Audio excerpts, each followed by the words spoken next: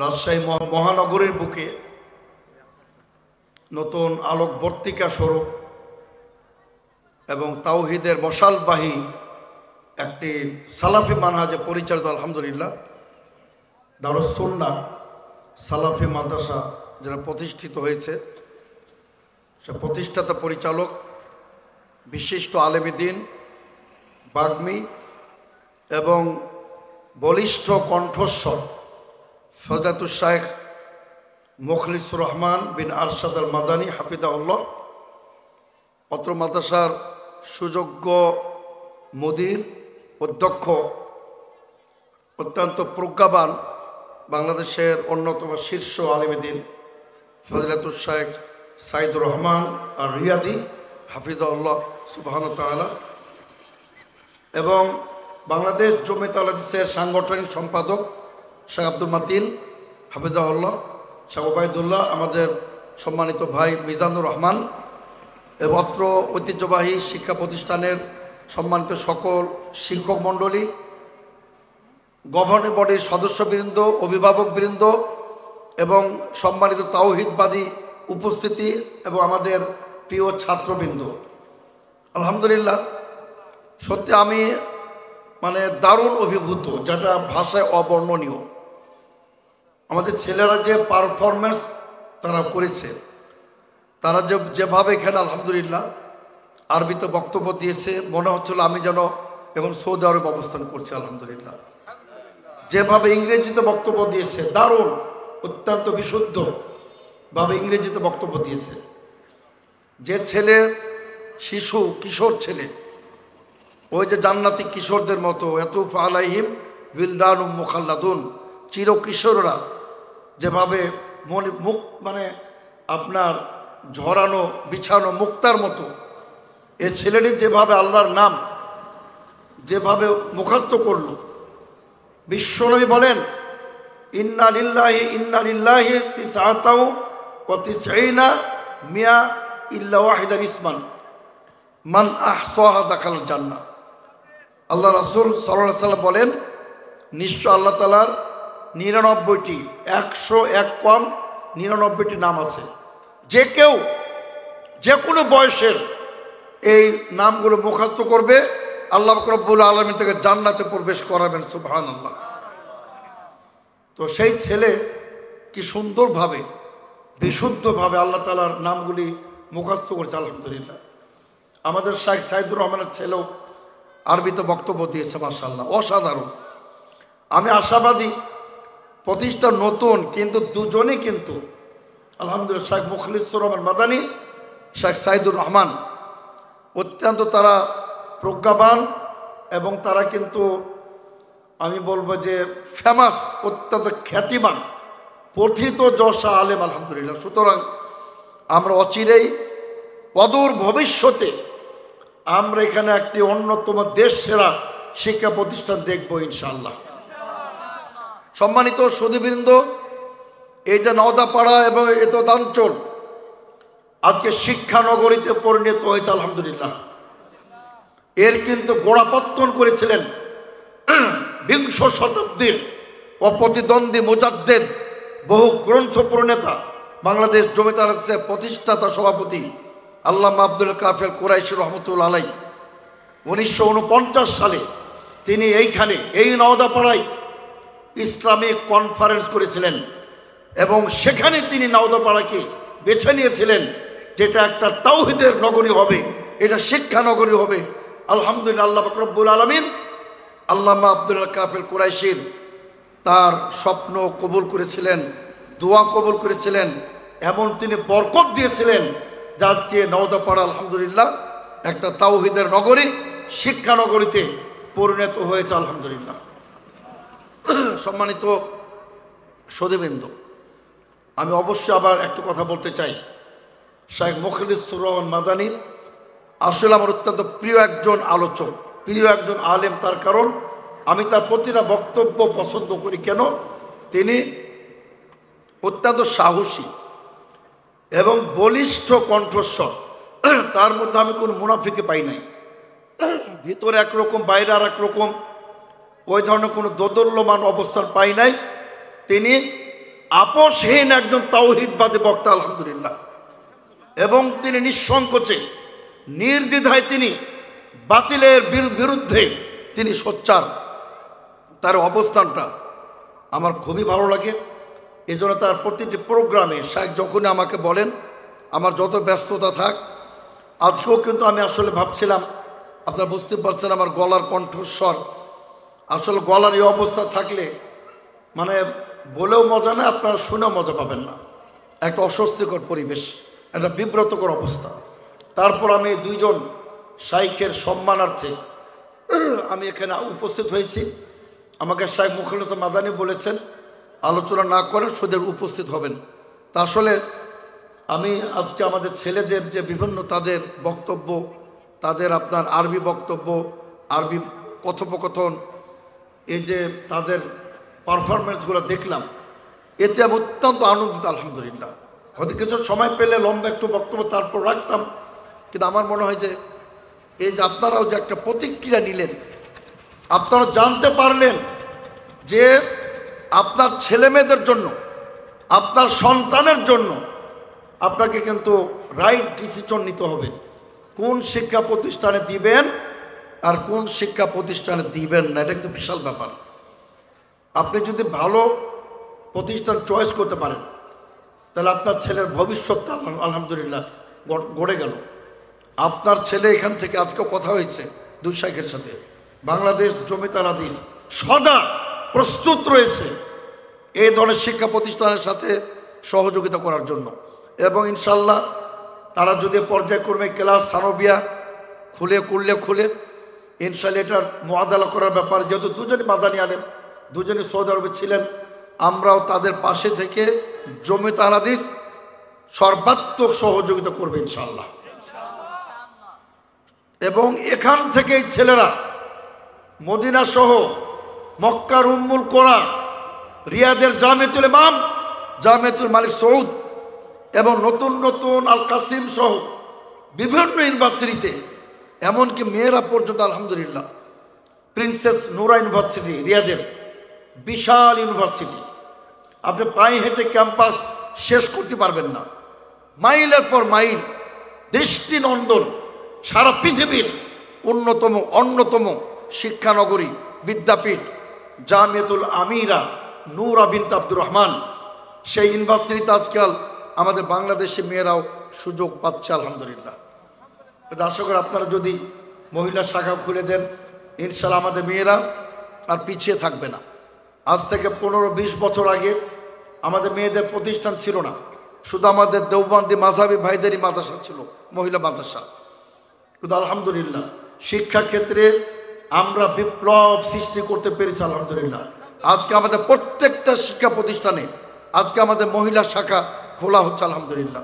আমি আশাবাদী যে আমাদের মেয়েরাও তারা সৌদি আরব থেকে পড়ে বড় বড় আলেমা হয়ে বাংলাদেশকে, তার নারী জগৎকে, মহিলাদের মধ্যেও তারা তাওহীদ ছড়িয়ে দেবে ইনশাআল্লাহ। তো সম্মানিত শ্রোতাবৃন্দ, আমি যে কথাটি আজকে আপনাদের দৃষ্টি আকর্ষণ করতে চাই যে আজকে আলহামদুলিল্লাহ বাংলাদেশের একটা পুরো জাতি আজকে ঐক্যবদ্ধ আলহামদুলিল্লাহ। অতীতে আমরা এমন জাতি দেখি নাই যে আজকে সারা জাতি আজকে ঐক্যবদ্ধ আলহামদুলিল্লাহ। ঐক্যবদ্ধ হওয়ার কারণেই তার 5 আগস্টে একটা স্বৈর শাসনের পতন ঘটিয়ে তারা নতুন স্বাধীনতার স্বাদ এনে দিতে পেরেছে আলহামদুলিল্লাহ। তো সুতরাং আমাদের ঐক্যবদ্ধ থাকতে হবে। ইন্না হাদিহি উম্মাতুকুম উম্মাত ওয়াহিদা, আল্লাহ বলছেন, এবং ও আনা রব্বুকুম ফাবুদুন, আল্লাহ বলছেন তোমরা একক জাতি, এক জাতি, অভিন্ন জাতি, কোনো পার্থক্য নাই। কিন্তু দুঃখজনক হলো সত্য, আলেমরাই সবচেয়ে আজকে বিভক্ত। সারা বিশ্বে আজকে আলেমরা বেশি বিভক্ত। আজকে আলেমদের মধ্যে কোন মিল নেই, হিংসা, এটা ইহুদিদের স্বভাব, তারা হিংসা করত। এই মারাত্মক ব্যাধি আজকে আহলাদিস আলেমদের মধ্যেও, আজকে মাযহাবী বাদ দিন, ওই ওরসপন্থীদের বাদ দিন, আজকে আহলাদিসরা নিজেদের মধ্যে যেভাবে লেগে গেছে, কোনো আপনার আনুগত্য নাই, সম্মানবোধ নাই, সিনিয়র জুনিয়র পার্থক্য নাই, এবং যারা যুগের পর যুগ আমি বলবো যে শতাব্দীর পর শতাব্দী যার অবদান রেখে চলেছে বাংলাদেশে আপনার সুন্নাহ প্রচারে, তাওহীদ প্রতিষ্ঠায় যার অসামান্য অবদান রেখে চলেছেন, যেমন আল্লামা আব্দুল কাফের কুরাইশি, প্রফেসর ডক্টর আল্লামা আব্দুল বারী রাহিমাহুল্লাহ সুবহানাহু ওয়া তাআলা, আজকে তাদের প্রতি মানুষের কৃতজ্ঞতা বোধ নাই। এটা জমিয়ত আল হাদিস একক সংগঠন ছিল, সমগ্র বাংলাদেশকে তারা আলোকিত করেছিল। আজকে জমিয়ত আল হাদিসের প্রতি তাদের কোনো কৃতজ্ঞতা বোধ নাই, সম্মান বোধ নাই, যেখানে সমগ্র বাংলাদেশে শতকরা 90% বেশি সমস্ত শিক্ষা প্রতিষ্ঠান জমিয়তের অধীন। আলহামদুলিল্লাহ শতকরা 95 আলেম জমিয়তের সাথে আছে। আলহামদুলিল্লাহ মাদানীদের শতকরা 95% উপরে মাদানী আলেম সব জমিয়তের শিক্ষা প্রতিষ্ঠান থেকেই ম্যাক্সিমাম পড়ালেখা করে আজকে তার মাদানী মদিনার সর্বোচ্চ ডিগ্রি তার অর্জন করেছেন। সম্মানিত সুধীবৃন্দ, আমরা ঐক্যবদ্ধ একটি জাতি চাই। আমরা সবার সাথে মিলে আমরা ঐক্যবদ্ধভাবে আমরা বাংলাদেশে দাওয়াতি কার্যক্রম পরিচালনা করতে চাই। ওই যে আপনি দেখেছেন আজকের সংবাদ, একজন 4 লক্ষ টাকা নিয়েছিলেন, 4 লক্ষ টাকা নিয়ে হেলিকপ্টার, তিনি যেতেন হেলিকপ্টারে, তিনি আবহাওয়া খারাপ বা কী কারণ তিনি যান না, এটাকে ভাইরাল হয়েছে। একটা বক্তব্যে তিনি 4 লক্ষ হেলিকপ্টার দিয়ে যাবেন, যেভাবে হোক। এদের দ্বারা কি হবে? আমি টাকার কথা বলছি না, 10 লক্ষ লাগুক। এই 10 লক্ষ 4 লক্ষ টাকা ব্যয় করে তারা কি জাতিকে তাওহীদ শিক্ষা দিতে পেরেছে? পারে নাই। তারা কেবলমাত্র মানুষকে বেদাতি বানিয়েছে, মানুষকে তারা কবর পূজক বানিয়েছে, কিন্তু বাংলাদেশের দেশ ও মাটিকে তাওহীদ প্রতিষ্ঠা করেছে, শিরক মুক্ত করেছে ওলামা আহলে হাদিস। আলহামদুলিল্লাহ। সুতরাং ওলামা আহলে হাদিসদের ঐক্যবদ্ধ থাকতে হবে। একদিন যেদিন পিঠে চাবুক পড়বে সেদিন বুঝতে পারবো ঐক্যের কি মাহাত্ম্য। আজ অস্বীকার করা যাবে না। যখনই যে এলাকা, যখনই যে মসজিদ, যখনই যে আলেম সমস্যায় পড়েছেন, এই জমিয়ত আহলে হাদিস আল্লামা আব্দুল বারী স্যার আমরা নিজে দেখেছি তিনি কিভাবে তিনি সহযোগিতা করেছেন। কাউকে জেলখানা থেকে, কাউকে মামলা থেকে মুক্তি দিতে তিনি আপ্রাণ তিনি চেষ্টা করেছেন। সম্মানিত সুধীবৃন্দ, এই বাইতুল মুকাররম আজকে মানুষ স্বাধীনভাবে ইবাদত করতে পারে নাই। বাইতুল মুকাররমের তো মসজিদেও মানুষ তখন রফুল আযান করতে পারে নাই, জোরে আমিন বলতে পারে নাই।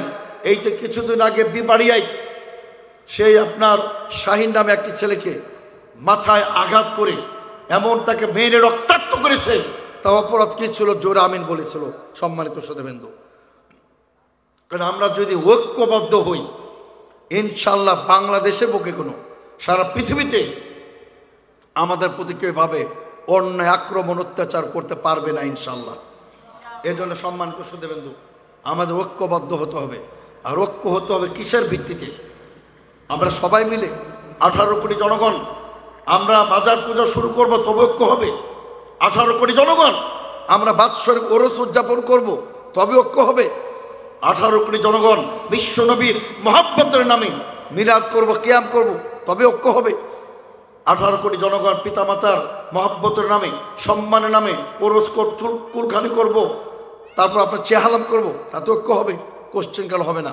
ঐক্যের মানদণ্ড কি? সম্মানিত সুধীবৃন্দ, আল্লাহ তাআলা কোরআনে বলে দিয়েছেন, ওয়াতাসিমু বিহাবলিল্লাহ জামিআন ওয়া লা তাফাররাকু, তোমরা সম্মিলিতভাবে ঐক্যবদ্ধভাবে আল্লাহর হাবলুল্লাহকে, কোরআন ও সুন্নাহকে শক্তভাবে ধারণ করবে এবং তোমরা বিচ্ছিন্ন হবে না।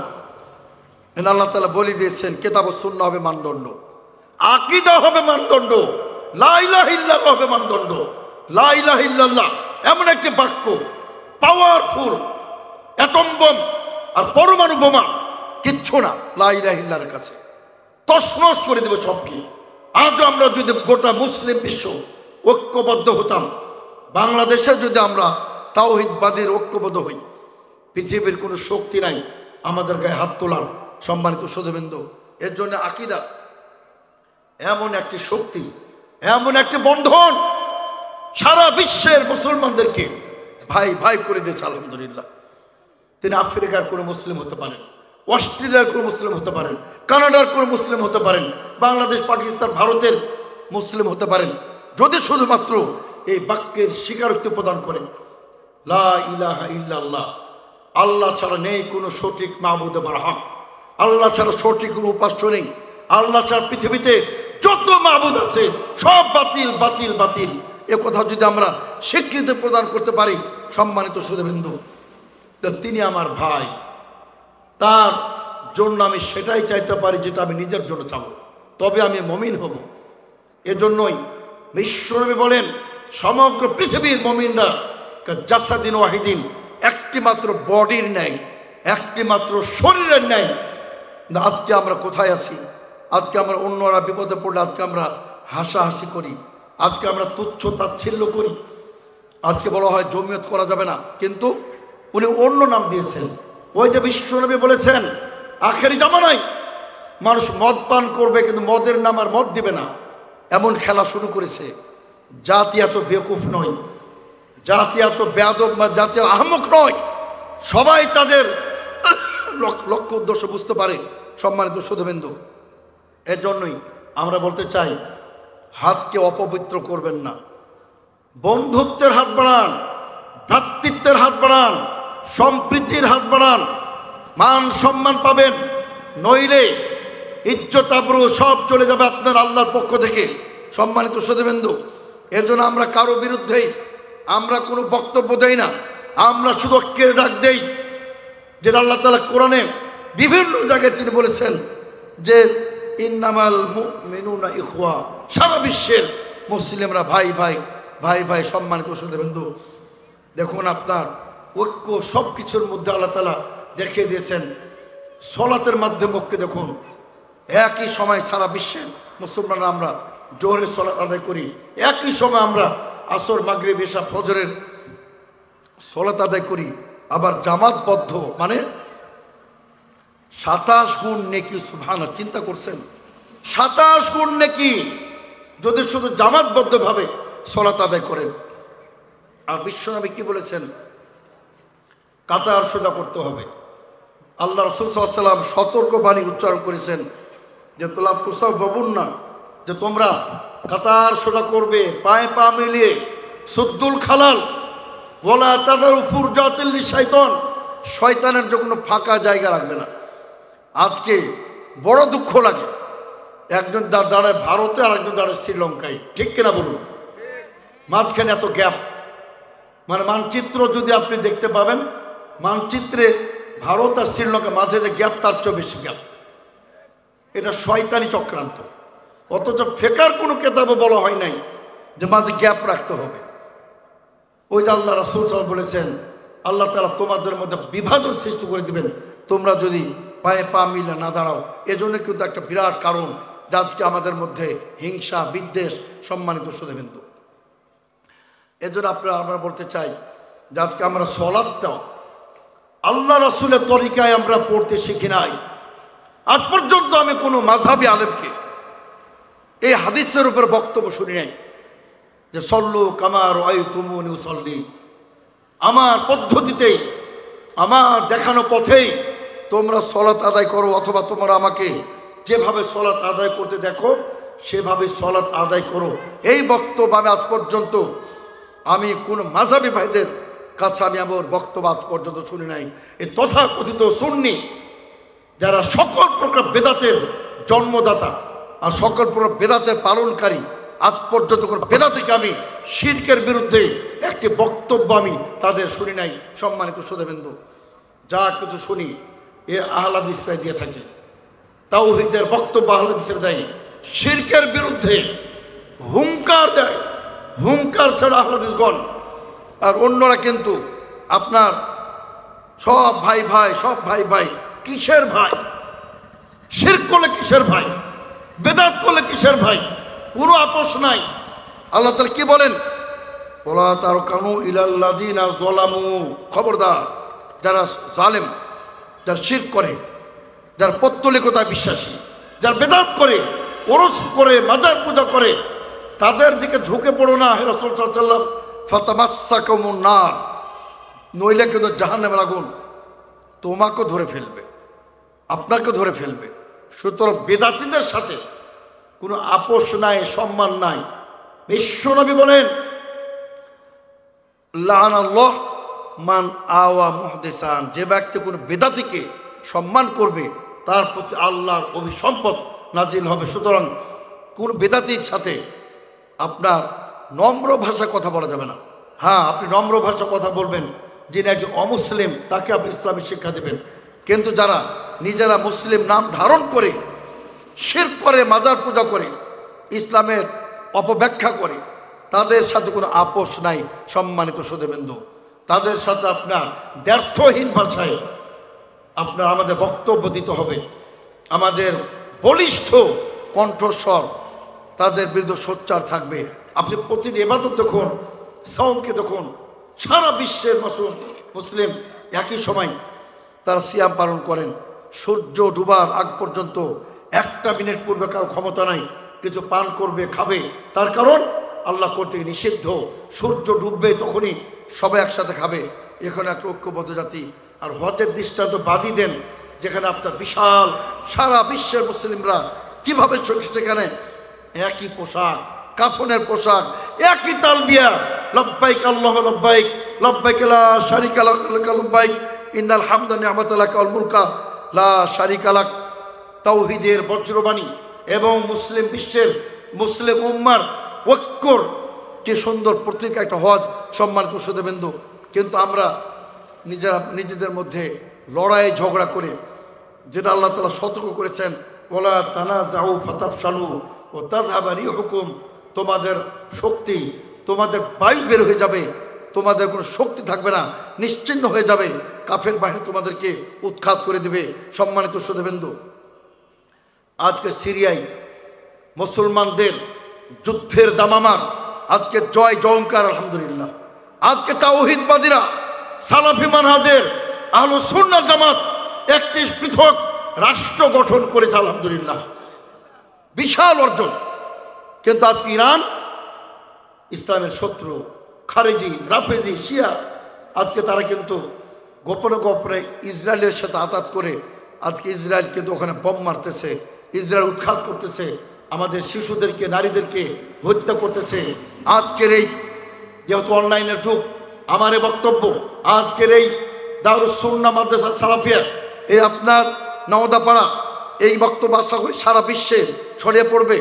আমরা উদাত্ত কণ্ঠে জানাতে চাই, আমরা শুরু করতে চাই আমাদের প্রাণপ্রিয় ব্যক্তিত্ব, যিনি বাংলাদেশে এক সময় দূরে ছিলেন, সূর্যের আড়ালে তিনি ছিলেন, সূর্যের মতো আজকে তিনি প্রস্ফুটিত, ডক্টর ইউনূসের নেতৃত্বে আমরা বাংলাদেশ সরকারের কাছে জোরালো দাবি জানাই, ইসরায়েলের বিরুদ্ধে বক্তব্য দিবে। প্রয়োজনে বাংলাদেশ থেকে সৈন্য পাঠিয়ে, সমগ্র বিশ্ব থেকে সৈন্য পাঠিয়ে ইসরায়েলকে দাঁত ভাঙা জবাব দিতে হবে সম্মানিত সুধীবৃন্দ। তার কারণ যদি আপনার সিরিয়া যদি স্বাধীনতা সার্বভৌমত্ব টিকিয়ে রাখতে পারে, সিরিয়া যদি একটি স্বাধীন তাওহীদবাদীদের সালাফিদের রাষ্ট্রে পরিণত হতে পারে, ইনশাল্লাহ ওই ইরানের আর দুঃসাহস হবে না, ওদিকে চোখ তুলে দেখানোর সে সাহস করতে পারবে না। দেশে মসজিদ হারামে আপনার কাবার আর মসজিদ হারামের নেতৃত্ব গ্রহণ করবে। তাদের স্বপ্ন যেখানে তারা শিয়া রাষ্ট্র কায়েম করবে, মসজিদ হারামাইনে তারাই নেতৃত্ব দিবে, তারাই খাদিমুল হারামাইন আর শরীফাইন হবে। নাউজুবিল্লাহ, তাদের এই স্বপ্নকে দুঃস্বপ্নে পরিণত করতে হবে সম্মানিত সুধীবৃন্দ। সুতরাং আমাদের ঐক্যবদ্ধ জাতি হিসাবে আমাদের আপনার রুখে দাঁড়াতে হবে, বাতিলের বিরুদ্ধে আমাদের কোনো আপোষ নাই সম্মানিত সুধীবৃন্দ। যেহেতু আলোচনা আমি আসলে কিছু পয়েন্ট লিখে আসছিলাম, সেদিকে আমি যেতে পারলাম না, সময় যেহেতু নাই। আমি একটা কথা বলতে চাই পরিশেষে সম্মানিত সুধীবৃন্দ, যে আপনাদের পাশে আমরা শিক্ষা প্রতিষ্ঠান তারা দাঁড় করিয়েছেন, তাদের প্রতি আপনারা কৃতজ্ঞ থাকবেন, কৃতজ্ঞতা বোধ প্রকাশ করবেন। যেহেতু তারা এখানে একটা মশাল প্রজ্বলিত করেছে, আপনার ঘরকে, সন্তানদেরকে, আপনাদের পরিবেশকে তারা আলোকিত করবে।